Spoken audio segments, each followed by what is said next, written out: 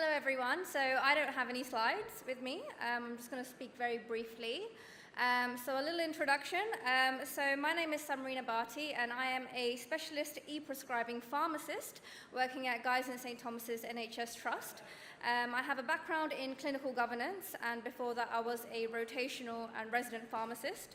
So I've taken on a variety of different roles within my career to expand my skill set, and I feel this has given me a unique perspective of the clinical world and how it meets the IT world within pharmacy.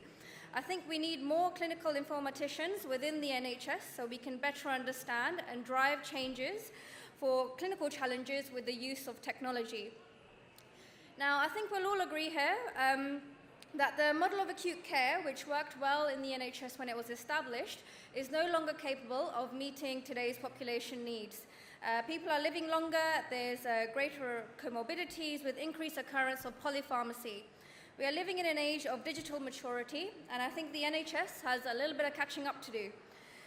So with the rollout of e-prescribing systems across the NHS rising as part of our 5-year forward view, I hope to see a clearer sense of integration and interoperability between the electronic healthcare systems that we use within our hospitals. But what exactly does this mean? I have found that various people have different definitions of this. Therefore, we need to align our vision and perspectives so that we can have better utilization of data to improve patient outcomes and patient safety by developing well thought out business intelligence solutions. For trusts that have not yet implemented electronic health records or integrated systems, I would advise you to bear in mind your long-term strategy and ensure that you're engaging with your clinicians and frontline staff from the very beginning. For those of you that have already implemented EHR systems, this also applies for the development of e-prioritization tools. Now, I've developed an e-prioritization tool within my trust and engaged frontline users from all levels from the very beginning. Now, the type of things that I have in my tool is identifying and prioritizing high-risk patients, such as those that require therapeutic drug monitoring, or those that are ITU step-down patients or on dangerous combination of drugs. And these will flag to clinicians and pharmacists for review. So I hope to implement my tool later on this year and optimize it by continuing to engage and improve it to make it easier for our frontline staff to deliver high-quality healthcare.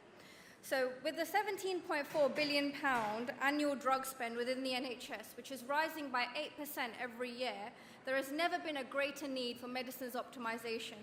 And I believe that the power of technology can help us to identify areas of improvement, as I have done so with my e-prioritization tool. We should be able to track prescribing patterns and have easier data collection to enable us to meet our targets. I envisage a strong relationship between clinical governance and e-prescribing teams, with greater visibility and traceability of prescribing and administration of medications. I hope that the clinical decision support provided by most electronic health record systems will remove variation in order to ensure consistency and high quality of care. Within our trust, we've set up a steering group which governs all new configuration requests.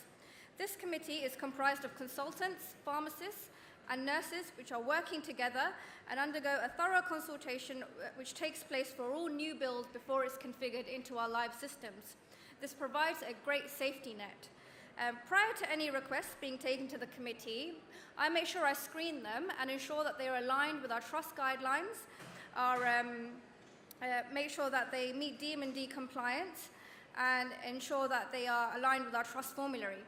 So just with regards to a final thought, I hope that with the rise of digital technology within the NHS, that the importance of effective verbal communication remains intact. I think the future of the NHS lies with trust sharing knowledge and experience, as we are doing so here today, so that we can improve healthcare in a collaborative manner. Thank you.